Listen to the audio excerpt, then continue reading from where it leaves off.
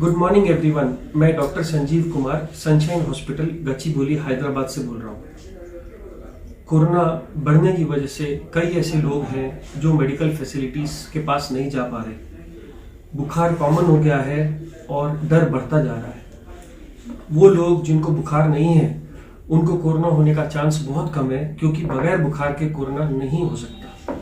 दूसरी चीज़, जिन लोगों को बुखार नहीं है, सिर्फ डर है कि हमको कोरोना तो नहीं हो गया है, हम टेस्ट कराएं।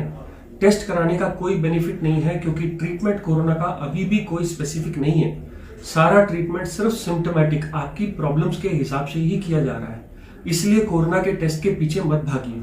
जिन लोगों को डर है कि हम कोरोना पेशेंट के पास गए थे, हमको तो नहीं हो गया, अगर आपको फीवर नहीं आ रहा तो आपको कोरोना नहीं है। अगर आपका टेस्ट भी कोरोना का पॉजिटिव आया और आपको कोई सिम्टम नहीं है तो सिर्फ 14 दिन के लिए घर में आइसोलेशन रहना बहुत जरूरी है, जिससे कि दूसरों को ना फैले। जो लोग घर पे हैं वो लोग हैंड सैनिटाइजर का या फिर घर के बने सोप्स का यूज करिए। कैसे यूज करना है, आपको सैनिटाइजर लेकर के इसको चारों तरफ रगड़ना है, इवन साबुन से भी ऐसे ही, जिससे कि कोई भी कॉर्नर ना बचे। अब ये आपका हैंड स्टेरलाइज है।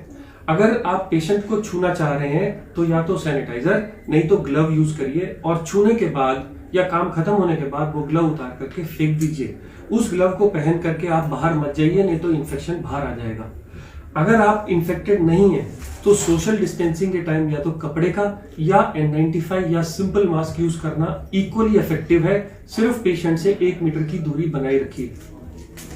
वो लोग जो इन्फेक्टेड नहीं है, अपनी इम्यूनिटी को बूस्ट करना चाहते हैं कि हमको इन्फेक्शन ना हो, या हो तो हम उससे बच जाएं, उसके लिए जो हमारे पास विटामिन सी की टैबलेट्स हैं, जो एक सुबह और एक शाम ले लेनी चाहिए। कुछ मल्टीविटामिन की गोलियां आती हैं, विकासूल या मल्टीविटामिन सुप्राडीन, कोई भी गोली एक जैसा ही काम करती है, दिन में एक लेना इनफ होता है। कैल्शियम या विटामिन D3 ने भी इफेक्ट दिखाया है, इसलिए ये भी दिन में एक बार लेनी है। विटामिन डी के 60K के कैप्सूल्स आते हैं, 3 दिन लेकर के बंद कर दीजिए। वो लोग जो बुजुर्ग लोग खाना नहीं खा पा रहे, भूख नहीं लग रही, उन लोगों के लिए ORS सोल्यूशन या घर का बना नींबू पानी इनफ होता है, जिसमें नमक और चीनी दोनों होनी चाहिए। यहां तक मैंने बात करी वो लोग जिनको कोई इन्फेक्शन नहीं है या फीवर नहीं आ रहा। मैंने फिर बताया, फीवर नहीं है तो कोरोना नहीं है, क्योंकि 97% को पहला सिम्टम ही फीवर आता है। अगर आपको फीवर आ रहा है तो थर्मामीटर से चेक करिए, पैनिक मत करिए। अगर फीवर आ रहा है तो आप पैरासिटामोल की बनी टैबलेट आपको आराम से मिल जाएगी 500 या 600 में। ये मॉर्निंग, आफ्टरनून और इवनिंग। पैरासिटामोल की गोली से शरीर के दर्द, कमजोरी, सिर का दर्द, गले का दर्द या फीवर दोनों उतर जाते हैं। अगर इस गोली को 3 बार लेने से फीवर नहीं उतर रहा तो आप कपड़े से बॉडी को भिगा लीजिए और पंखा चला दीजिए। जैसे ही पानी सूखेगा आपका टेम्परेचर उतर जाएगा। बच्चों को भी आप यही दे सकते हो, बस पैरासिटामोल की डोज वेट के हिसाब से आधी कर दीजिए। अब इसके अलावा कुछ लोगों को सांस फूलनी शुरू हो जाती है, कुछ लोगों को डर की वजह से, कुछ लोगों को बीमारी की वजह से। अगर वो सांस फूलना डर की वजह से है तो आप ये पल्स ऑक्सीमीटर खरीद लाएं, जो कि मार्केट्स में आराम से मिल जा रहा है 500 से 1000 रुपए के बीच में, या फिर अमेजन साइट्स पे भी मिल जाता है। इसको उंगली पे लगाने से आपको आपकी ऑक्सीजन कितनी है ये बता देता है। अगर आपकी ऑक्सीजन नॉर्मल लोगों की 90 से ऊपर रहनी चाहिए, अगर ये ऑक्सीजन 90 से ऊपर है तो ये जो भी आपको हो रहा है वो डर की वजह से है। और जितना मैंने ट्रीटमेंट अभी तक बताया, मल्टीविटामिन, सोशल डिस्टेंसिंग या hand wash is enough. But अगर आपकी ऑक्सीजन कम हो रही है या सांस चढ़ रही है या खांसी आ रही है तो आपको 2 टैबलेट्स, एक तो डेरिफिलिन की गोली या डॉक्सोफिलिन की गोली सुबह, दोपहर, शाम ले सकते हैं, और एक मोंटेलुकास्ट की गोली रात में लीवोसिट्रिजिन के साथ। इन गोलियों से आपका सांस चढ़ना कम हो जाएगा। कुछ लोगों ने म्यूसिनेक भी ट्राई करा है सुबह और शाम।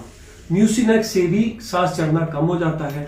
जिन लोगों को खांसी हो रही है, कोई सिरप अच्छा और बुरा नहीं होता। जो लोग सिरप मार्केट से खरीद सकते हैं 5 ml सुबह, दोपहर, शाम लीजिए। जो लोग नहीं ले सकते वो लोग जिंजर का जूस, कंसंट्रेटेड जिंजर के जूस में हनी मिला के लीजिए। ये भी होम रेमेडी है, खांसी के सिरप के जैसा काम करता है। सब सिरप एक ही जैसे काम करते हैं, सिर्फ एक ढक्कन सुबह, दोपहर, शाम लेना है। यहां तक तो सिर्फ उन लोगों की बात है जो लोग घर में सिम्टोमेटिक ट्रीटमेंट कर रहे हैं।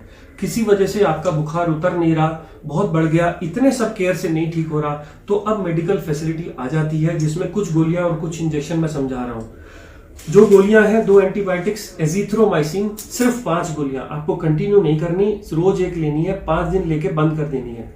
एजिथ्रोमाइसिन या डॉक्सीसाइक्लिन, यही 2 एंटीबायोटिक्स हैं जो इस वायरस के खिलाफ कुछ तो काम करके रिजल्ट दिखा रही हैं और हम लोग इनको दे रहे हैं। डॉक्सीसाइक्लिन गोली सुबह शाम 1 पत्ता लेके बंद कर देना है।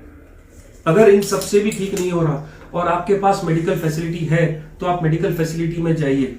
अगर ऑक्सीजन 90 से कम है तो ऑक्सीजन का सिलेंडर का इंतजाम करिए, नहीं तो अपने हॉस्पिटल पास में दिखाइए। किसी वजह से आपको हॉस्पिटल नहीं मिल रहा तो 2 और ड्रग्स हैं, एक तो ब्लड थिनर एनोक्सापैरिन। ऐसा माना गया है कि कोरोना के टाइम में बॉडी में क्लॉट्स बन जाते हैं और हार्ट का, ब्रेन का, स्ट्रोक और सब जगह के ऑर्गन्स फेल करने लगते हैं। ऐसे में ये ब्लड थिनर का इंजेक्शन सुबह और शाम 40 mg का अगर 3 दिन लगा लिया जाए तो ये इनसे बचाता है, प्रोटेक्ट करता है। मैं फिर कह दूं, ये मेडिकल गाइडेंस में ही करना है। अगर किसी वजह से ये इंजेक्शन नहीं अवेलेबल है तो गोली भी आती है पिक्साबैन की, जो 2.5 mg सुबह शाम ली जा सकती है। ये सब चीजें 5 दिन के लिए करनी है। कुछ रिसर्च में स्टीरॉइड्स का रोल बताया गया है। ये 10 रुपए का स्टीरॉइड है, डेक्सामेथासोन। अस्थमा के लोगों को दिया जाता है, इमरजेंसी एनाफिलैक्सिस में दिया जाता है, ये भी कोरोना में आजकल दिया जा रहा है। एक इंजेक्शन 4 mg का आता है, 4 से 8 mg का एक इंजेक्शन सुबह खाने के बाद लगा लीजिए। ये इंजेक्शन भी अंडर मेडिकल गाइडेंस आपको बहुत मदद करेगा 5 दिन के लिए। बट ये उन लोगों के लिए जो बहुत सिक हो गए हैं और किसी वजह से जो वेंटिलेटर पर जाना है, वेंटिलेटर पर जाने से बचने के लिए ये इंजेक्शन लगाए तो बच जाता है। एक कोलेस्ट्रॉल की गोली एटोरवास्टैटिन 10 से 20 मिलीग्राम की गोली भी काम करती है कोरोना में, ऐसा देखा गया है। बड़ी सेफ सिंपल दवाई है, एक गोली रोज ले लीजिए, बट ये सिक लोगों के लिए ही है। और लास्ट, पानी। जो लोग बिल्कुल नहीं खाना खा रहे उनको तो चढ़ा सकते हैं, बट अब ये देखा गया है कि ज्यादा आईवी फ्लूइड देने से पेशेंट की कंडीशन खराब हो रही है, इसलिए सिर्फ पानी के ऊपर मत जाइए, कोशिश करिए इसको अवॉइड करने का। तो मैं फिर वापस आऊंगा। हम लोग जो इन्फेक्टेड नहीं है वो सिर्फ हैंड सैनिटाइजर, डिस्टेंसिंग और मास्क का यूज करेंगे।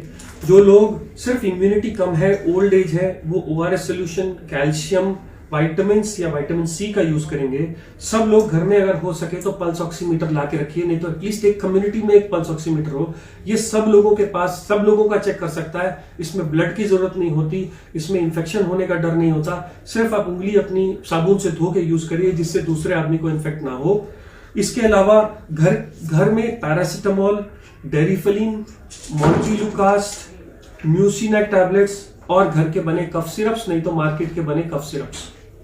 अगर इससे भी ठीक नहीं होता तो 2 एंटीबायोटिक्स, एक है डॉक्सीसाइक्लिन और एक है एजिथ्रोमाइसिन। अगर इसके बाद हॉस्पिटल की जरूरत पड़े या हॉस्पिटल ना मिले तो एक इंजेक्शन एनोक्सापैरिन और एक इंजेक्शन डेकाड्रान, यही इस वक्त हमारे पास बेसिक केयर अवेलेबल है। मेक श्योर कि ये सबके पास इंफॉर्मेशन चली जाए। आप अपनी डिसीज की सीवियरिटी के हिसाब से इसमें से ड्रग्स लेंगे, लेफ्ट साइड से राइट साइड में सीवियरिटी बढ़ती चली जाएगी। जो लोग हॉस्पिटल जा सकते हैं वो हॉस्पिटल में रहिए। जिन लोगों की ऑक्सीजन कम है वो घर में ऑक्सीजन इंतजाम करके भी ये ट्रीटमेंट शुरू कर सकते हैं। और मुझे उम्मीद है within 1 month we all will be all happy and fine. Thank you. मैं doctor Sanjeev Kumar sunshine hospital से बोल रहा हूँ।